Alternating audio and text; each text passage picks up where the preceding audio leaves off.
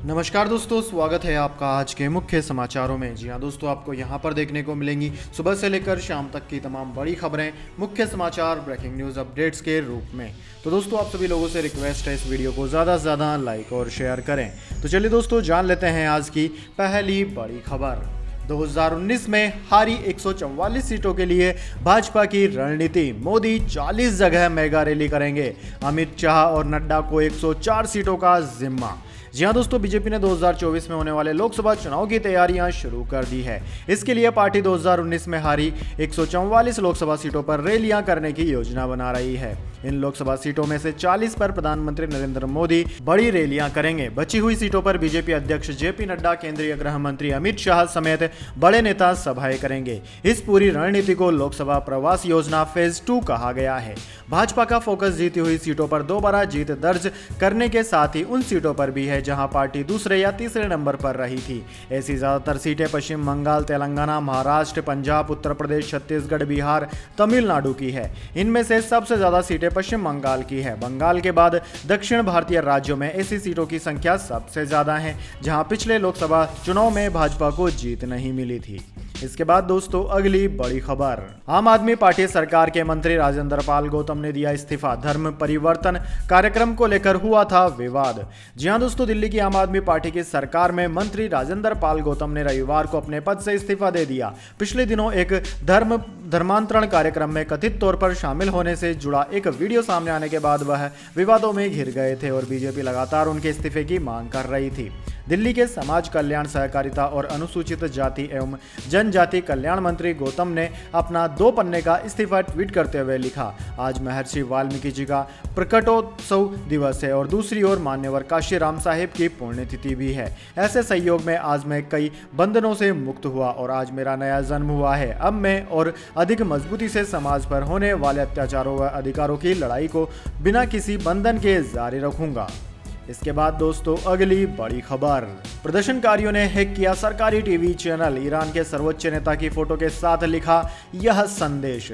जी हां दोस्तों, ईरान में सरकारी विरोधी प्रदर्शनकारियों ने शनिवार को सरकारी टेलीविजन चैनल को हैक कर लिया। CNN के मुताबिक अर्ध सरकारी तस्नीम समाचार एजेंसी ने बताया कि रात 9 बजे Islamic Republic of Iran broadcasting के तहत Islamic Republican of Iran news networks के न्यूज़कास्ट को क्रांतिकारी तत्वों ने कुछ पल के लिए हैक कर लिया। CNN की रिपोर्ट के अनुसार घटना की वायरल क्लिप से पता चलता है कि IRINN की ब्रॉडकास्टिंग के दौरान एक दाढ़ी और भारी बाहों वाले कार्टून मास्क का वीडियो चला दिया गया। मास्क के वीडियो के बाद एक इमेज स्क्रीन पर नजर आई जिसमें ईरान के सर्वोच्च नेता अयातुल्ला अली खोमेनेई की एक तस्वीर थी जिसमें खोमेनेई के चेहरे पर टारगेट का निशान दिखता है। इसके साथ ही महसा अमीनी और 3 अन्य महिलाओं की तस्वीर भी दिखती है जो कि पिछले 1 महीने में मारी गई है। इसके साथ ही स्क्रीन पर तस्वीरों के साथ एक संदेश था जिसमें लिखा था कि हमसे जुड़ें और उठें। साथ ही इसमें लिखा था कि हमारे युवाओं का खून आपके पंजों से टपक रहा है।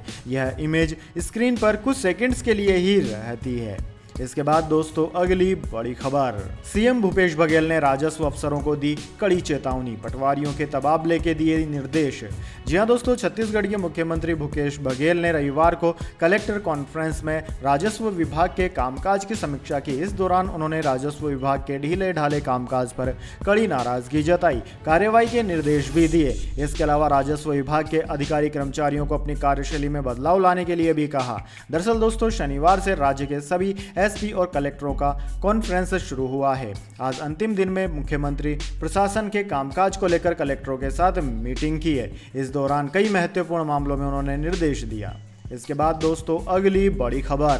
दिल्ली वालों के लिए गुड न्यूज़। 24 घंटे खुले रहेंगे रेस्टोरेंट और होटल। एलजी ने दी मंजूरी। जी हाँ दोस्तों, दिल्ली वालों के लिए गुड न्यूज़ है। अगले हफ्ते से अब दिल्ली के लोग 300 से ज़्यादा प्रतिष्ठानों से 24 घंटे शॉपिंग कर सकेंगे। इनमें रेस्टोरेंट से लेकर मेडिकल शॉप्स तक शामिल है। इसके साथ ही 24 घंटे डिलीवरी सुविधा में होटल, रेस्टोरेंट, खाने पीने से संबंधित ऑनलाइन डिलीवरी करने वालों के साथ 24 घंटे दवाइयाँ उपलब्ध कराने वाले प्रतिष्ठानों को भी शामिल किया गया है। यह जानकारी उपराज्यपाल VK सक्सेना ने दी। इसके बाद दोस्तों, अगली बड़ी खबर। अब नहीं लगाना पड़ेगा आरटीओ का चक्कर, बिना एजेंट के घर बैठे बनेगा ड्राइविंग लाइसेंस।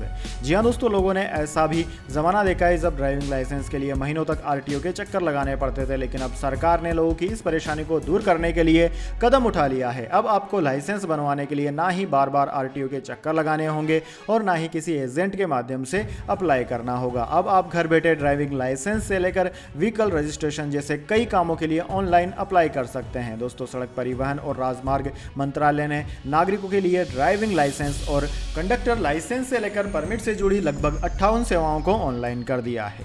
इसके बाद दोस्तों अगली बड़ी खबर, कांग्रेस प्रेसिडेंट इलेक्शन, खड़गे बोले मैं पार्टी का आधिकारिक उम्मीदवार नहीं, फर्जी है रिपोर्ट्स, निष्पक्ष हो रहा है चुनाव। जी हां दोस्तों, 17 अक्टूबर को कांग्रेस अध्यक्ष पद के लिए वोटिंग होनी है। 19 अक्टूबर को नतीजे आएंगे। चुनावी मैदान में कांग्रेस के 2 दिग्गज हैं। एक तरफ मल्लिकार्जुन खड़गे अध्यक्ष पद के लिए ताल ठोक रहे हैं तो दूसरी तरफ शशि थरूर हैं, जो ये बात कह चुके हैं कि वे किसी भी हाल में अब पीछे नहीं हटेंगे। हालांकि ऐसी खबरें आ रही है कि कांग्रेस ने शशि थरूर को सिर्फ विपक्ष के खिलाफ एक छवि के रूप में पेश किया है, जबकि मल्लिकार्जुन खड़गे कांग्रेस के आधिकारिक उम्मीदवार हैं। इन खबरों पर अब खड़गे ने प्रतिक्रिया दी है। मल्लिकार्जुन खड़गे ने कहा है कि ऐसी रिपोर्ट्स बिल्कुल झूठी है। उन्होंने कहा कि मैं 55 साल से पार्टी में हूँ, प्रतिनिधि मुझसे मिलने आ रहे हैं, मेरा काम उनसे मिलना है और वोट मांगना है। यह चुनाव बिल्कुल निष्पक्ष तरीके से हो रहा है। इसके बाद दोस्तों अगली बड़ी खबर, शादी के बारे में जानते हुए संबंध रखना रेप नहीं, लव और पैशन है, केरल हाईकोर्ट का फैसला। जी हाँ दोस्तों, इस खबर की शुरुआत एक कहानी की तरह हो रही है ताकि आपके लिए इसे समझना आसान हो जाए। दोस्तों, दरअसल बात केरल हाईकोर्ट की है। केरल हाईकोर्ट में 33 साल के एक व्यक्ति ने उसके खिलाफ शादी का झूठा वादा कर संबंध बनाने, यानी कि आईपीसी की धारा 420 और धारा 406 और बलात्कार यानी कि दुष्कर्म आईपीसी की धारा 376 के आरोपों को खारिज करने के लिए याचिका दायर की गई थी। मामले में जब हाईकोर्ट ने सुनवाई की तो कई पहलू सामने आए और फिर एक बड़ा फैसला उसने सुनाया।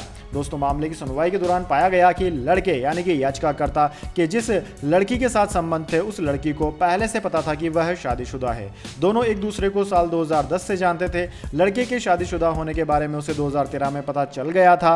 इसके बाद भी दोनों ने अपने संबंध को जारी रखा। दोनों के बीच संबंध लड़के की शादी से पहले से थे और बाद में भी जारी रहे, यहाँ तक कि जब लड़के ने तलाक ले लिया उसके बाद भी दोनों का संबंध जारी रहा। ऐसे में लड़के के खिलाफ शादी का झूठा वादा कर संबंध बनाने का आरोप नहीं बनता है। यह बात शिकायतकर्ता के इस तरह के आरोपों को खारिज करती है। इसके बाद हाईकोर्ट ने दोनों लोगों के बीच शारीरिक संबंध को लेकर भी अपनी टिप्पणी की। केरल हाईकोर्ट ने कहा कि आरोपी और शिकायतकर्ता के बीच का संबंध पूरी तरह से आपकी सहमति से बना संबंध है। इस मामले में दर्ज एफआईआर में कहीं भी यह बात सामने नहीं आई है कि आरोपी ने कब लड़की से शादी करने का वादा किया, ना ही यह बात निकल कर आती है कि उसने लड़की को धोखा देने की कोशिश की। ऐसे में इस दौरान जो संबंध बने उन्हें दुष्कर्म के दायरे में नहीं रखा जा सकता, बल्कि यह महज लव एंड पैशन की बात है। इसके बाद दोस्तों अगली बड़ी खबर, सोनाली फोगट की हत्या के लिए 10 करोड़ रुपए में हुई थी डील, परिवार को मिले गुमनाम पत्रों में दावा। जी हां दोस्तों, हरियाणा बीजेपी की दिवंगत नेता सोनाली फोगट के परिजनों को 2 गुमनाम पत्र मिले हैं। इन पत्रों में 10 करोड़ रुपए की डील का जिक्र किया गया है। सोनाली फोगट के बहनोई अमन पूनिया ने न्यूज एजेंसी एएनआई से कहा है कि दोनों पत्रों की जांच होनी चाहिए क्योंकि उनके पास मामले से जुड़ी अहम जानकारियां हैं। पहले पत्र में कहा गया है कि हत्या के मामले में 10 करोड़ का सौदा किया गया था। दूसरे पत्र में राजनीतिक नेताओं के नाम का जिक्र है। दोस्तों, अमन पूनिया ने आगे कहा कि एक पत्र 1 महीने पहले मिला था, जबकि दूसरा पत्र कुछ दिन के बाद मिला था। अभिनेत्री और नेता सोनाली फोगट को 23 अगस्त को उत्तरी गोवा के एक अस्पताल में मृत लाया गया था, जिसके बाद उनकी कथित हत्या के सिलसिले में उनके 2 सहयोगियों सहित 5 लोगों को गिरफ्तार किया गया था। जांच में सामने आया था कि सोनाली फोगट को उनके सहयोगियों ने ड्रिंक्स में मिलाकर जबरन ड्रग्स दिया था। इसके बाद दोस्तों अगली बड़ी खबर, नए श्रम कानून पर 31 से अधिक स्टेट और यूनियन टेरिटरीज हुई राजी। 1 साल नौकरी पर ग्रेजुएटी, 15 मिनट बढ़े तो ओवर टाइम देना होगा। जी हां दोस्तों, देश में जल्द लागू होने वाले श्रम कानून में संगठित और गैर संगठित क्षेत्रों के कामगारों के लिए नए प्रावधान किए गए हैं। ये कामगारों के लिए फायदेमंद साबित होंगे। कानून लागू होने पर 1 साल काम करने पर ही कर्मचारी ग्रेजुएटी के हकदार होगा। अभी ग्रेजुएटी के लिए कम से कम 5 साल की नौकरी जरूरी है। दोस्तों तय समय से 15 मिनट भी ज्यादा काम लेने पर कर्मचारियों को ओवर टाइम मिलेगा। श्रम मंत्रालय के मुताबिक 31 से ज्यादा राज्यों ने इसे स्वीकार कर लिया है। नए प्रावधान जल्द लागू किए जाएंगे। नए नियम के तहत अब हफ्ते में 48 घंटे से ज्यादा काम नहीं लिया जा सकेगा। एम्प्लॉयर और एम्प्लॉय की सहमति से कर्मचारी हफ्ते में 48 घंटे का काम 4 दिन में भी पूरा कर सकेगा। बाकी दिन वह छुट्टी मना सकेगा। नए कर्मचारियों को लंबी छुट्टी लेने के लिए अब 180 दिन का काम करना होगा। अभी 240 दिन तक काम करने के बाद ही लंबी छुट्टी का हक मिलता था।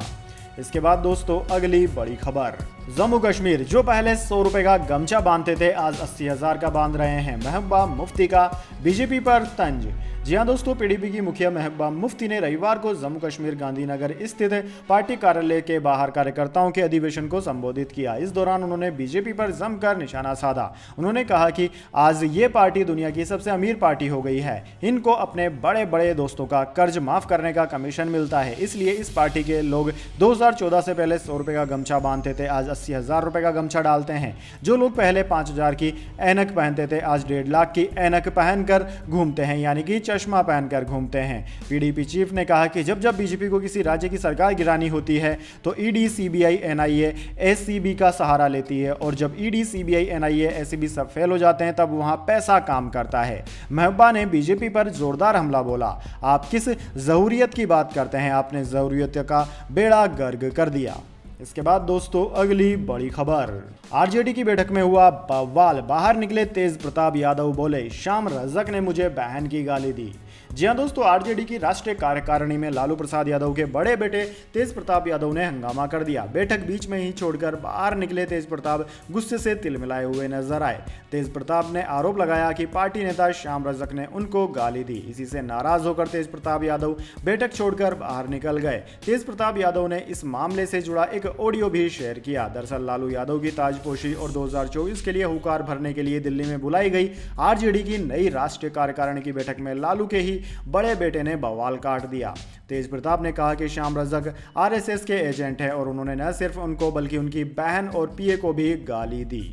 इसके बाद दोस्तों अगली बड़ी खबर, अमेरिका और साउथ कोरिया को तानाशाह किम जोंग की खुली चुनौती। जापान के ऊपर से फिर दागी 2 मिसाइल। जी हां दोस्तों, उत्तर कोरिया ने 2 हफ्ते में 7वीं बार जापान की ओर बैलिस्टिक मिसाइल दागी है। उत्तरी कोरिया के इस मिसाइल टेस्ट के बाद जापान के प्रधानमंत्री कार्यालय की ओर से इमरजेंसी अलर्ट जारी किया गया है।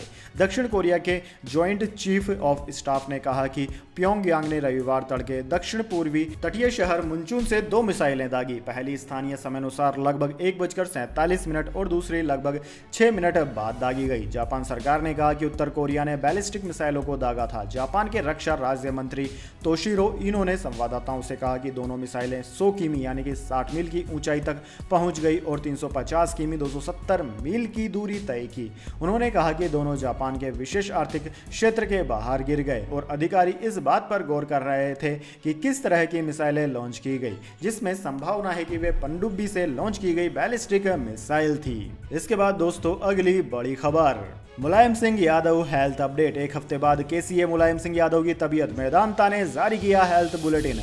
जी हां दोस्तों, किडनी और फेफड़ों की समस्या से जूझ रहे समाजवादी पार्टी के संरक्षक मुलायम सिंह यादव की तबीयत एक हफ्ते बाद भी नाजुक बनी हुई है। मेदांता गुरुग्राम की तरफ से रविवार को जारी किए गए हेल्थ बुलेटिन में बताया गया कि मुलायम सिंह यादव की हालात अभी भी काफी नाजुक बनी हुई है और वे जीवन रक्षक दवाओं के सपोर्ट पर हैं। विशेषज्ञ डॉक्टरों की टीम द्वारा मुलायम सिंह का आईसीयू में इलाज किया जा रहा है। दोस्तों, मेदांता हॉस्पिटल के medical director doctor Sanjeev Gupta ने बताया कि मुलायम सिंह यादव का इलाज विशेषज्ञ डॉक्टरों की निगरानी में किया जा रहा है। इससे पहले दोस्तों शनिवार को जारी किए गए मेडिकल बुलेटिन में उनकी हालत गंभीर बताई गई थी। उधर सपा संरक्षक को देखने के लिए पार्टी नेताओं और कार्यकर्ताओं का पहुंचना लगातार जारी है।